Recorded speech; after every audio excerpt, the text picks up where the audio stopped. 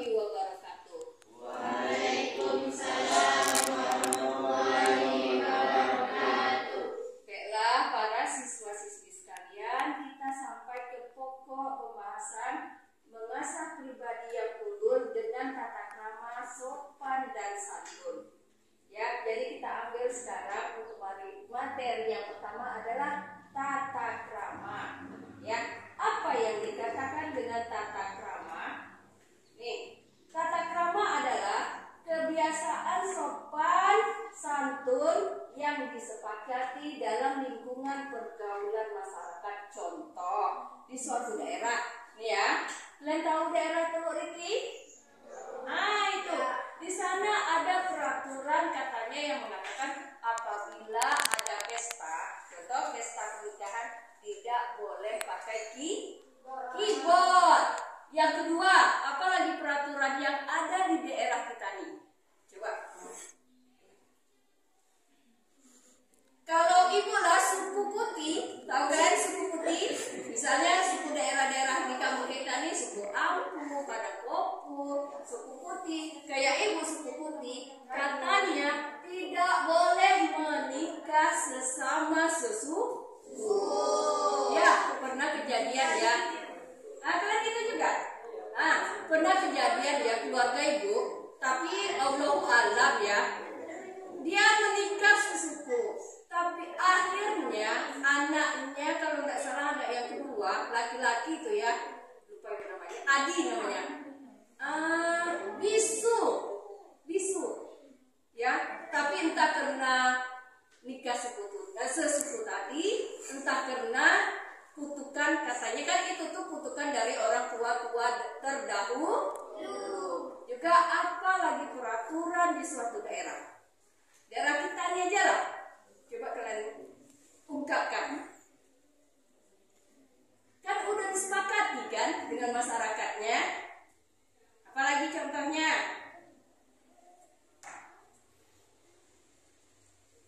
Coba.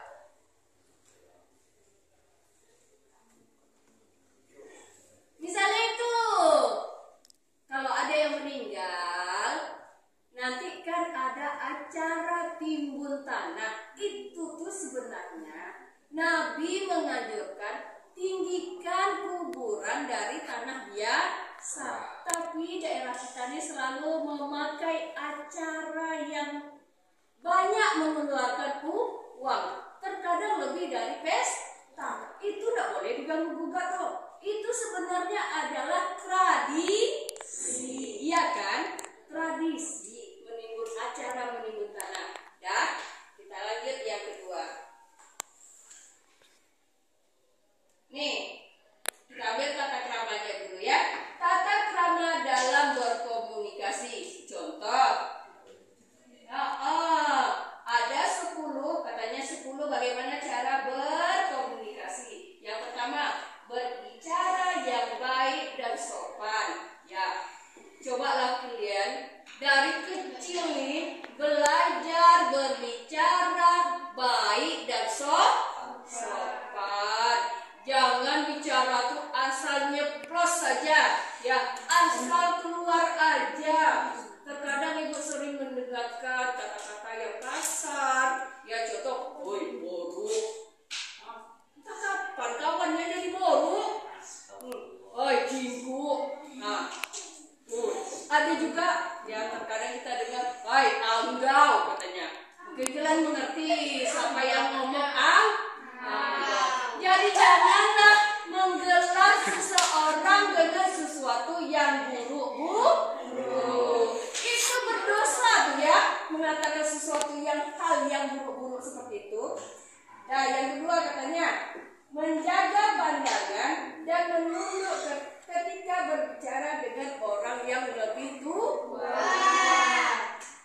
Kalian kan bisa melihat, misalnya dengan siapa kalian sedang berbicara, apalagi dengan ibu, ya. Jangan sampai membentak-bentak orang tua, jangan sampai berbicara kasar dengan ibu. Ingat, restu orang tua atau restu ibu adalah restu Allah Ta'ala. Ya, contoh misalnya gini, Ipul, tolong belikan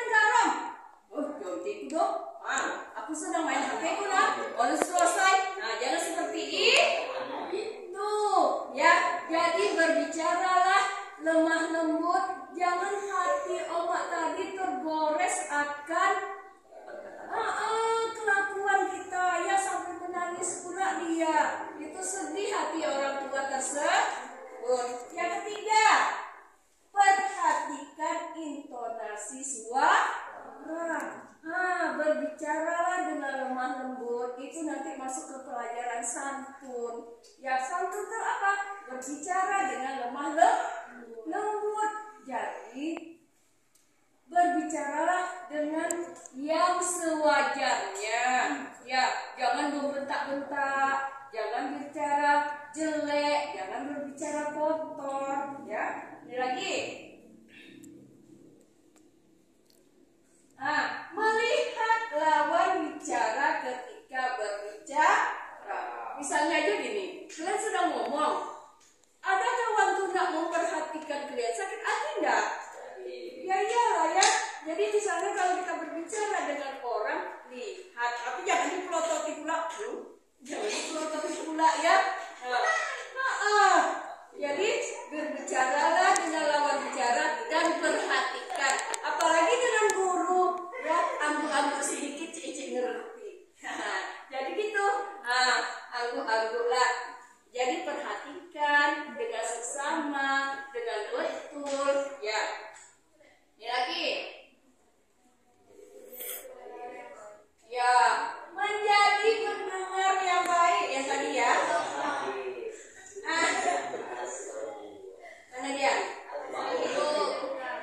Atas lagi. Menjadi pendengar yang baik. Misalnya gini, ada kalian mengikuti seminar, sedang belajar, jadilah pendengar yang baik. Ya pasti dapat nilai kalau menjadi pendengar yang baik dengan guru. Oh, siswa ini perhatian, siswa ini misalnya aktif, ya, siswa ini misalnya baik lakunya, itu ada nilai plusnya, ya. Tuh, lanjut. Mana lagi? Lagi atas lagi. Tidak memotong pembicaraan.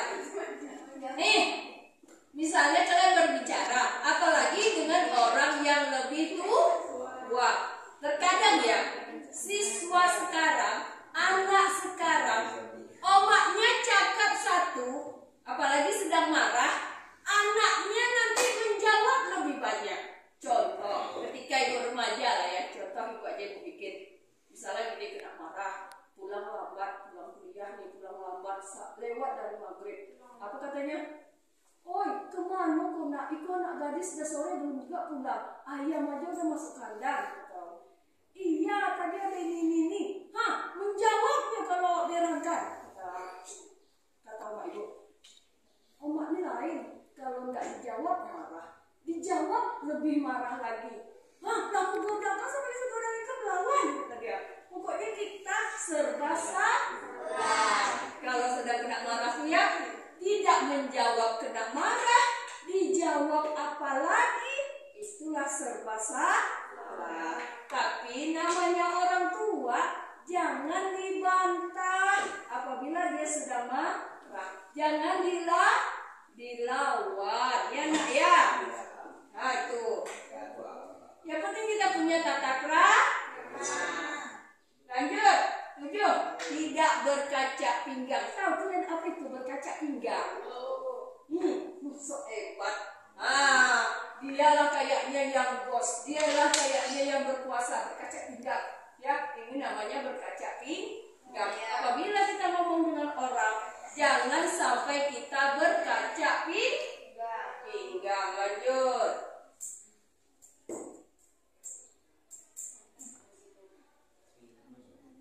8 lagi ya. Gunakan bahasa yang dimengerti atau tidak berisik. Nih, apalagi kalau kalian semasa remaja nih, suka berbicara terkadang yang pakai singkatan-singkatan atau istilah. Jangan sampai berbicara seperti itu dengan orang yang tua-tua. Orang tua terkadang tidak mengerti. Apa katanya? Misalnya gini. Nggak ikut lagi deh ya. Ibu contoh, dapat. Tolong berikan oma ini ke kedai. Ya, mak, aku lagi mager. Mamanya nggak tahu apa mager-mager. Apa nih mager-mager katanya. Jadi gunakanlah bahasa yang dimengerti oleh orang tua.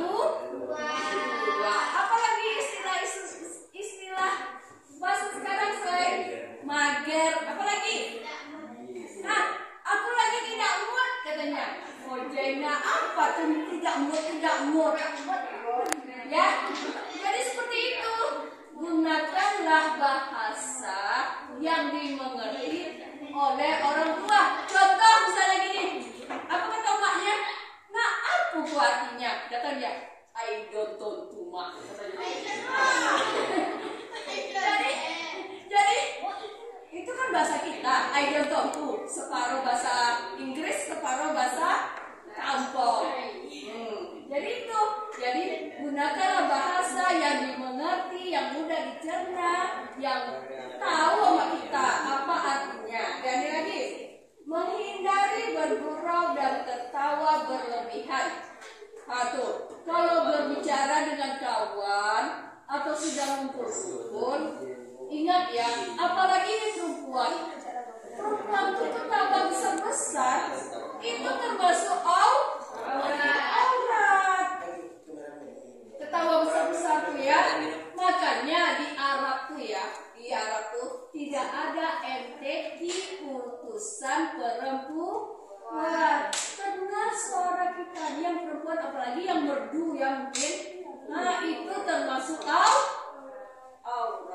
Jangan bergelut-gelut atau bolak-bolak, ketawa-ketawa berlebihan. Nomor 10 terakhir. Ya, terakhir, misalnya kalian berbicara di media sosial seperti di HP atau WA, ucapkanlah yang pertama salam, yang terakhir juga pakai salam, yaitu bertata krama. Juga berbicara atau WA tadi, misalnya memposting sesuatu, postinglah sesuatu yang baik. Bicaralah, misalnya apa kata kawan dijawab dengan sesuatu yang baik. Jangan kasar, walaupun di HP sekali. Nah, ini terakhir.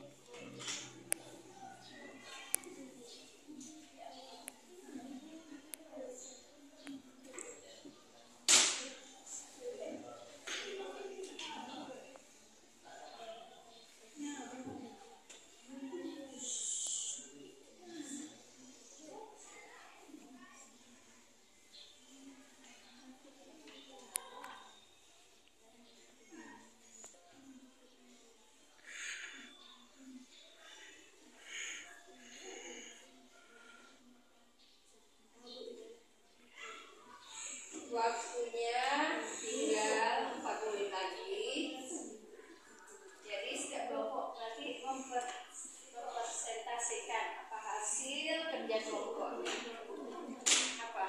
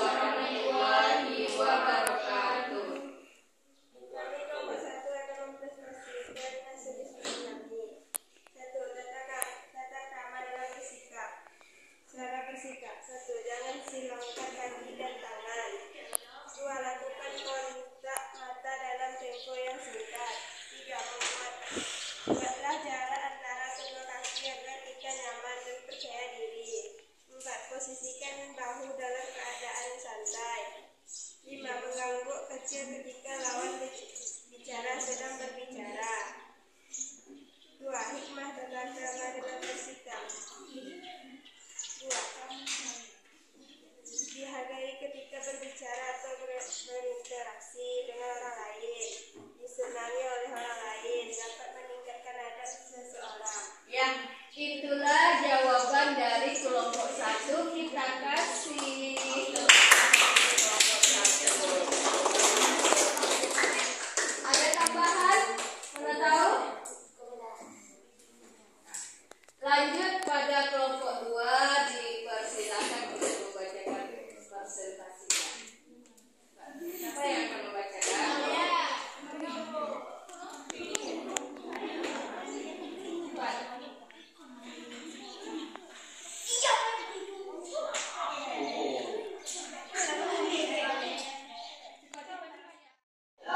Waktunya berjalan terus nih ya. Bacakan aja. Pakai salam dikit. Assalamualaikum warahmatullahi wabarakatuh. Waalaikumsalam warahmatullahi wabarakatuh. Kami akan Bacakan. hasil diskusi kami yang akan dibacakan oleh Pastor.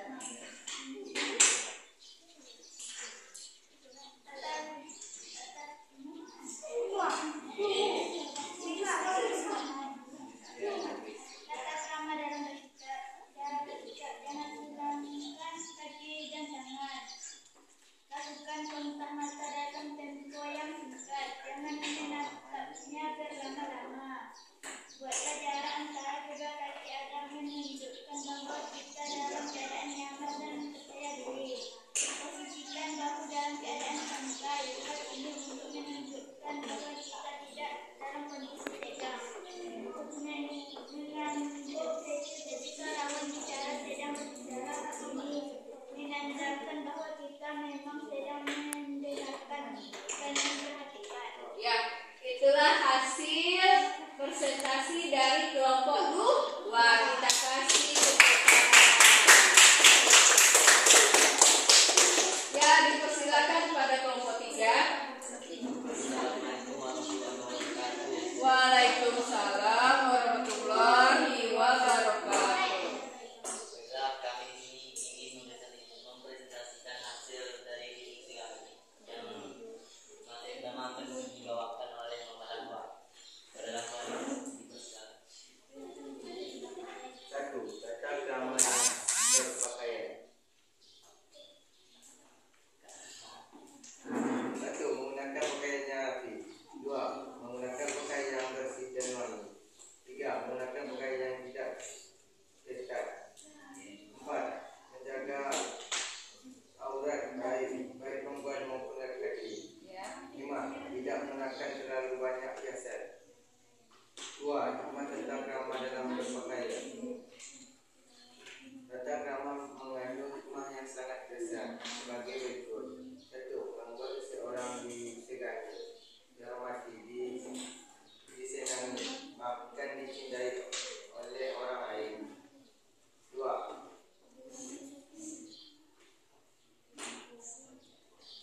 Menjalin hubungan baik dengan orang lain. 3. Meningkatkan kepercayaan dari dalam setiap situasi. 4. Dapat meningkatkan karir seseorang. Ya, itulah presentasi dari kelompok 3. Kita berikan juga tepuk tangan untuk kelompok 3. Ya, jadi kalau kita punya tata krama di dalam kehidupan, kita akan lebih dihargai orang. Banyak teman, banyak kawan, juga bisa meningkatkan karir, kata kelompok 3. Juga di dalam tata krama ini ada di situ katanya kita harus punya sikap santun. Ya, santun tadi itu berbicara lemah lembut, baik dari tutur kata kita, juga dari sikap kita.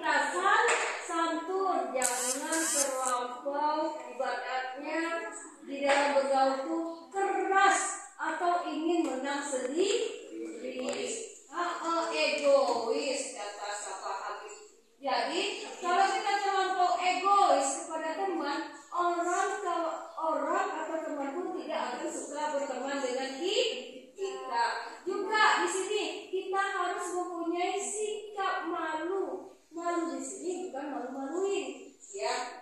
Malu di sini adalah malu untuk melakukan suatu kejahatan, kejelekan, atau tindakan kriminal. Jadi misalnya kalau ada suatu kegiatan disuruh dia, ya malu aku bu, nggak pandai aku bu, namanya juga dosa. Kayak ibu lah kemarin disuruh kepala ceramah, yang laki-laki lah pak, ustaz PDTW lah pak, belajar kata bapak.